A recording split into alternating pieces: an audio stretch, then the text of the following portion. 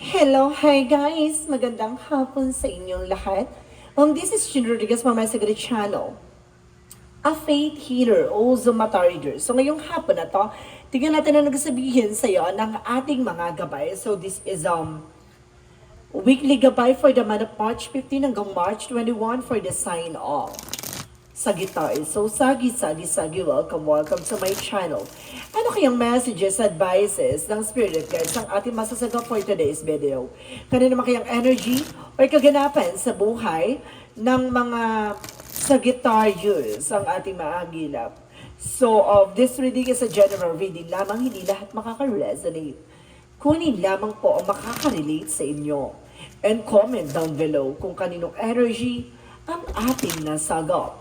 And of course, don't forget to like and subscribe my channel and hit the notification bell for movies of later. Kasi maraming salamat po sa mga walang sawang pagsuporta sa aking channel, lalong-lalo na yung hindi nag-i-skip ng ads. Naway pagpalain kayo ng Diyos at may kapal, siksik liglig na gumapaw na biyayang manumbalik sa inyo. So guys, let's see what is the messages, advices for you ng ating mga gabay. Angel Spirit messages give me information for the sign of Sagittarius.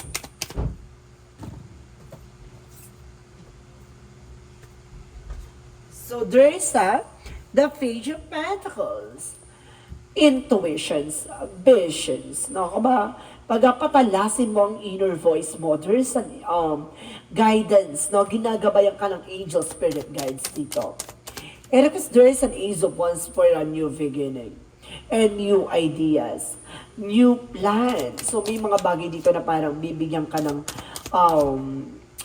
knowledge, no? And of course, parang magkakaroon ka ng bagong idea. So there's a Two of Swords by decision. No, kumbaga nahihirapan ka pa mag-decision as of now. Kumbaga nagkakaroon ka ng overthinking, like that. Kumbaga magulo yung utak mo. And because there's a judgment na parang a wake-up call. No? You need to do something. Bakit magulo yung utak mo? It's either kailangan mo mag-cleansing, or kailangan mong magdasal, no? With the judgment. Is a wake-up call. And because there is a Seven of Pentacles for the harvest time. So this is the moment na maaaring lalago o maaaring makuha mo rin kabayaran sa lahat ng paghihirap mo. And because there is the Seven of Swords, there is a cheating lying on you. Mag-ingat ka, no? Kapag napapalibutan ka ng mga sinungaling at manloloko. The Seven of Swords is a cheating, lying, betrayal, and of course there's information with the Seven of Swords is sneakiness. So let's see what is the Page of Cups. With the Eight of Pentacles, focus ka lang, no, sa ginagawa mo. Bibigyan ka ng mga bagong ideas, and of course, imaginations, no? Bibigyan ka ng matalas na imaginations dito para makapag-create ka ng mga bagong bagong bagay, no? Kumbaga, it's either negosyo, ganon. So let's see what is the Ace of Wands. The Ace of Wands represent the Four of Wands. So there is a twin flame energy by marriage, homecoming, celebration. No? There's a new beginning coming in for you. And because there is a Page of Pentacles for investment. So nagkakaroon ka ng decision sa pag-i-invest, no? Kung ano man yung mga bagay na gusto mong gawin, no? Or bilhin.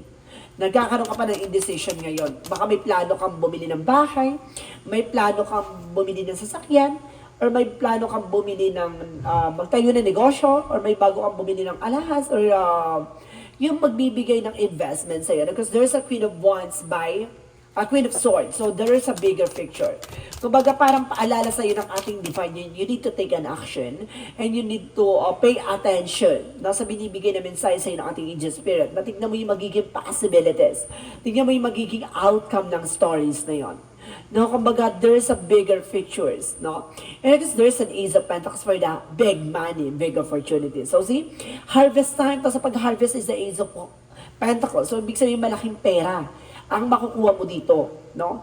It's either for inheritance or something, no? Pamana, or either may binenta ka, gano'n. Or either may darating na bagong 'di ba, pag-asa. Maaaring manalo ka sa loto or something, or manalo ka sa kung ano man yan palaro, no?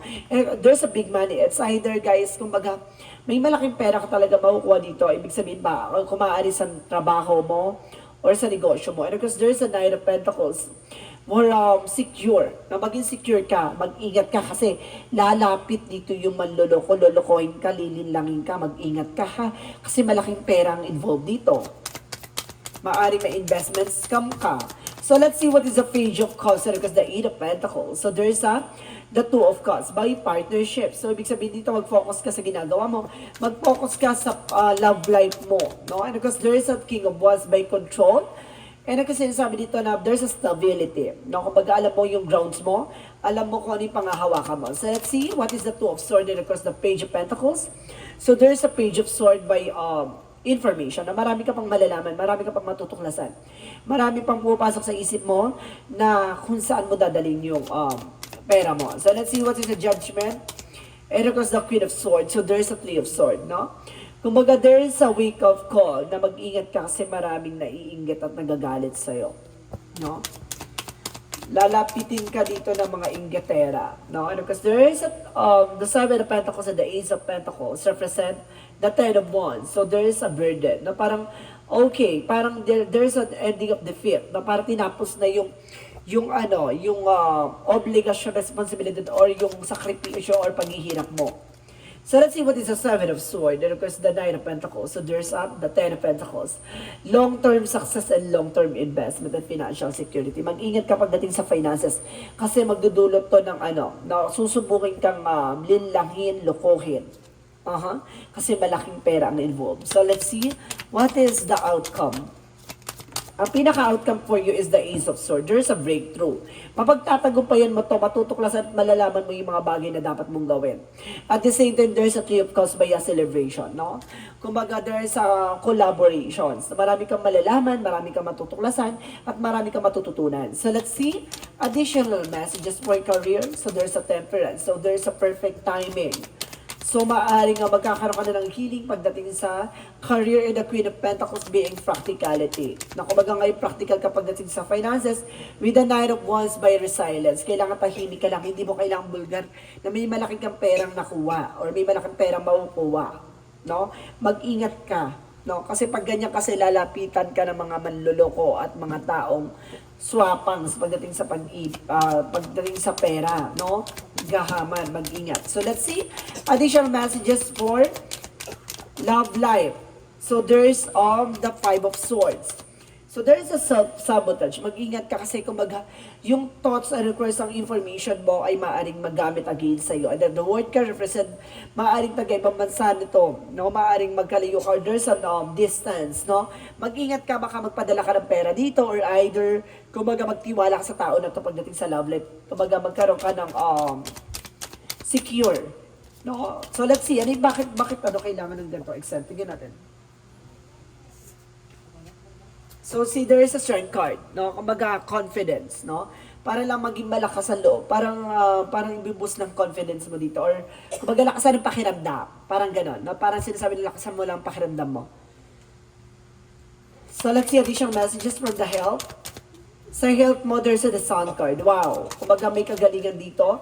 At maaaring maging maganda ng kalusugan with the Eight of Wands. So, there's a communication and fast movement. No? Maaaring, kumbaga, magkakaroon ka ng recovery pagdating sa health issues mo. So let's see what is the magical fairy messages. So there's a summer. So this is the everything that gives you. You're asking for becomes your in the summertime. So maaaring masagot na yung mga katanungan mo ngayong summer season. There's a spiritual teacher. So kailangan mo ng albularyo, kailangan mo magagamot. There's a spiritual advisor. Kailangan mo ng spiritual advisor. So let's see what is the yin and yang oracle card.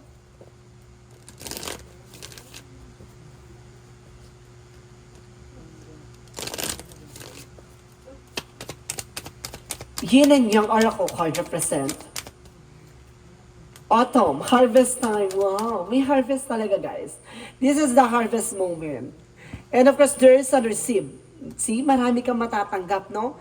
Talaga marami kang makukuha this moment.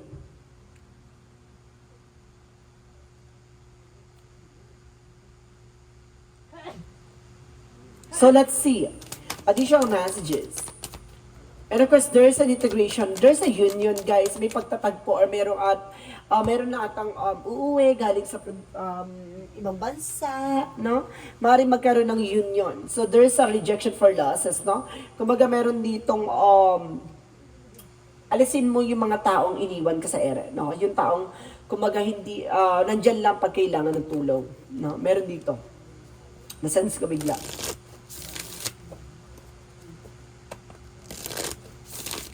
So let's see, what is synchronicities?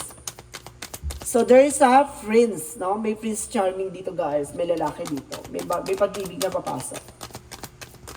And there is mas bata to sa iyo, ha? So it means, and there is father, na maaring meron naman dito tatay, no? There is a prince and father. So maaring kumbaga may father figure, and there's of course may bata din. No? So, ibig sabihin dito, guys, na there's masculine, no, person. So, let's see. What is the chakra messages?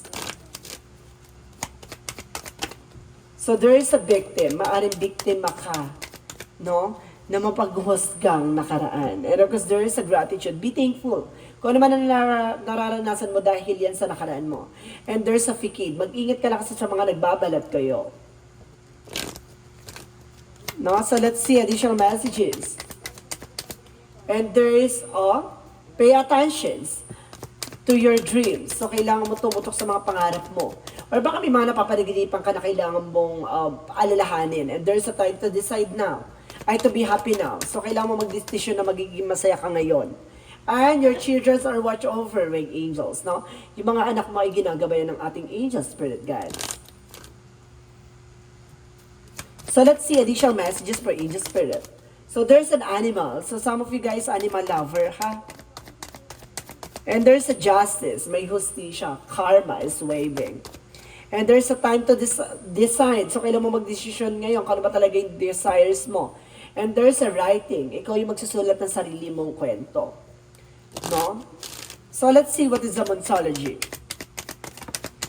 Conclusion are within reach. Tama yung hinala mo. And of course, the prosperity lies ahead. So, ibig sabihin, talagang parating na ang kasaganahan sa'yo. No? May paparating na kasaganahan.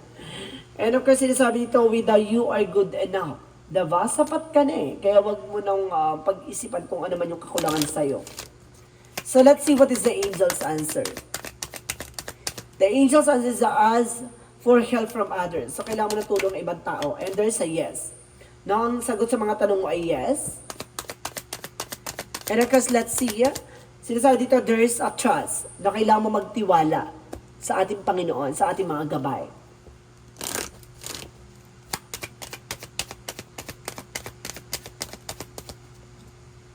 And there is an earth by learning how to be human. Di ba matuto ka sa pagiging tao mo?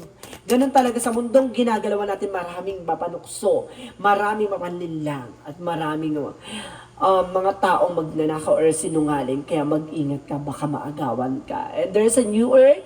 Keep holding ambitions. It's happening. Nangyayari na. Some of you guys, no? Mag-ingat. Do more research, no? Bago ka mag-invest, bago ka gumawa ng isang bagay na pagsisisihan mo, kailangan mong i-assure, no? Para walang doubt or walang fear sa huli, no? Walang something regret. And there's a door to spirit, no? Kumbaga, bukas ang pintuan about sa spirituality, and there's a broken heart. Masasaktan ka.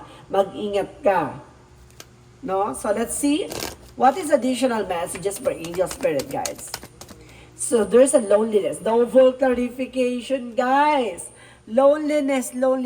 Oh, ngayon lang nangyari to, ha? Sinasabi na double clarification. Dalawa pala ang nasa barahan na to na dalawang loneliness. So, ibig sabihin, hindi ka nag-iisa. You will never be alone. Romance angels represent chemistry, no? Kung may chemistry kayo na person mo, or there's a magnetic attractions, the two of you. So, let's see, what is additional messages for angel spirit guides? And there is an information with the trust. So, may trust talaga, guys, no? Parang kinaklarify talaga na kailangan mo magtiwala. And there's a prophecy. So, see, may pangitain eh. Nangyari na to eh. Or maaaring nangyari na sa past life mo. Or maaaring nakita mo na to sa visions mo. Or sa intuition mo. Or maaaring sa panaginip mo. And of course, there's a growth by the sun card. There's a positive outcome. And there's see, psychic abilities, may kakayanan ka eh, no? Meron kang abilities dito, kumbaga nakikita mo yung mangyayari sa hinaharap, and there's an emotions, no? Kumbaga magiging emotional ka, kasi may something ka nakita sa hinaharap na maaaring masaktan ka, no? Kaya kailangan mag-ingat ka. What is the Jesus loving quotes? With God, all things are impossible. Are possible, sorry. So, ibig sabihin dito, lahat ng mga bagay ay posible pagdating sa ating Panginoon. Kaya kailangan mo maniwala at magtiwala. No? So let's see what is the angel's number. Angel's number represent the 222. I am a balance. So kailangan mo maging balanse. Trust that seeds of your thoughts are growing as you are nourishing them with words, feeling, and action. So see, kung nagtitiwala ka sa tinanim mong binihi, kung ano yung mga bagay na ginawa mo, ay aanihin mo. Diba? Kung alam mo na what goes around comes around, na lahat ng mga bagay na ginagawa mo ay may karma at may hustisya. So see, what is the messages of life? Never alone. So hindi ka talaga nag-iisa, no? So, talaga sinasabi na lahat ng mga bagay na nangyayari sa'yo ay may ibig sabihin at may kahulugan. At may mga bagay dito talaga na may kaakibat na kaparasahan at may kaakibat na kasaganahan. So let's see. Never be alone, never alone by bond with the God and angels is a flame that illuminates my heart regardless of the darkness around me. This is the foundation of my inner strength. It allows me to go on, having faith that all things will fall into divine order for my greatest benefits. I ask the universe for guidance, knowing I will always receive its helps and protections today. The sun will arise and shine for me. I am never alone. So see, hindi ka nag-iisa. Alam mo na ating Panginoon ay ginagabayan ka. Even the angel spirit guides ay binibigyan ka ng senyales or babala na para maiwas ka or para maialis ka sa hindi magandang eksena. So guys, this reading is weekly gabay for the month of March 15 hanggang March 21 for the sign of Sagittarius. So Sagi, maraming salamat for this wonderful reading. So once again, this reading is a general reading lamang, hindi lahat makaka-resonate. Kunin lamang po makaka-relate sa inyo and comment down below kung kaninong energy ang ating nasagap. And because don't forget to like and subscribe my channel and hit the notification bell for more videos updates. Maraming salamat po sa mga walang sawang pagsuporta sa aking channel, lalo-lalo na yung hindi nag-skip ng ads, naway pagpalain kayo ng Diyos at may kapal siksik liglig na guba po na biyayang manubalik sa inyo. Maraming salamat po. And see you in the next video. Bye-bye and babush!